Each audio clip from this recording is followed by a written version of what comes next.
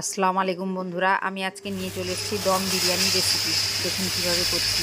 প্রথমে আমি একটা বালতিতে চাল ভিজিয়ে দিলাম। এরপরে আমি হাঁড়িতে জল নিয়ে তাতে নিয়ে নিচ্ছি গোটা মশলা। 1 চামচ তেল দিয়ে দিলাম, লবণ। তেলটা দিলে কিন্তু ভাতটা ভালো গোটা গোটা থাকবে। এরপরে আমি মাংসতে নিয়ে নিলাম সরষা তেল, গরম মশলা গুঁড়ো, লঙ্কা গুঁড়ো, 1 ফাঁক লেবু, পাতি লেবু নিয়েছি আমি, কাঁচা লঙ্কা, টক দই, কেওড়া জল, গোলাপ জল, মিঠা আতর, লবণ, আদা রসুন পেস্ট দিয়ে আমি ভালো করে মাখিয়ে 30 মিনিটের জন্য রেস্টে রেখে দিব। ভালো করে কিন্তু মাখিয়ে নিতে হবে।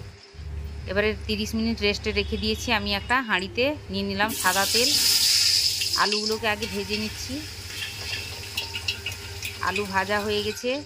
এরপরে আমি পেঁয়াজ কুচিয়ে নিচ্ছি। রেসিপিটা অবশ্যই ট্রাই করবেন। এই পদ্ধতিতে বিরিয়ানি রান্না করলে কিন্তু এটা ইজি প্রসেস, তবে বিরিয়ানিতে কিন্তু অনেক ঝামেলা থাকে। এই পদ্ধতিটা কিন্তু ইজি প্রসেস। আমার পেঁয়াজ কুচানো প্রায় শেষ হয়ে গেছে। এবারে আমি পেঁয়াজগুলোকে ভেজে নিব।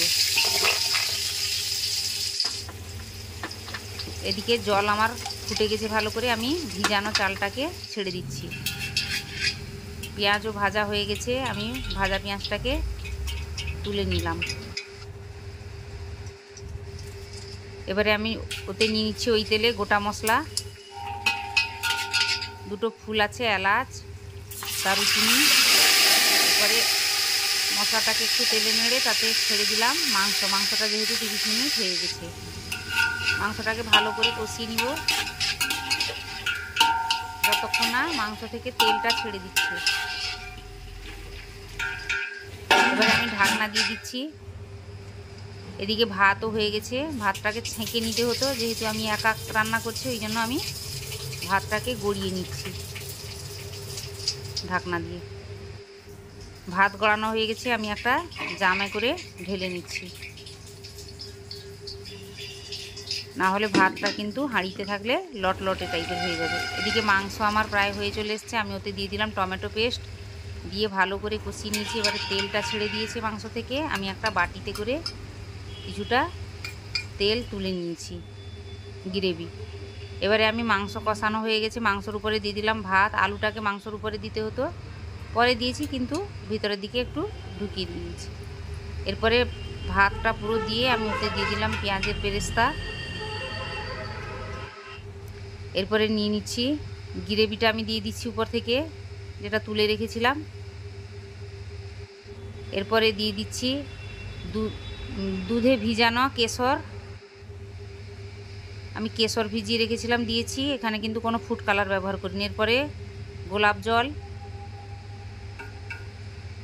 দিয়ে দিচ্ছি, কেওড়া জল। এরপরে দিয়ে দিচ্ছি আমি পুদিনা পাতা।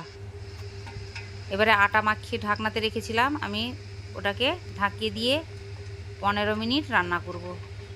মিডিয়াম আঁচে রান্না করতে হবে। 15 মিনিট আমার হয়ে গেছে।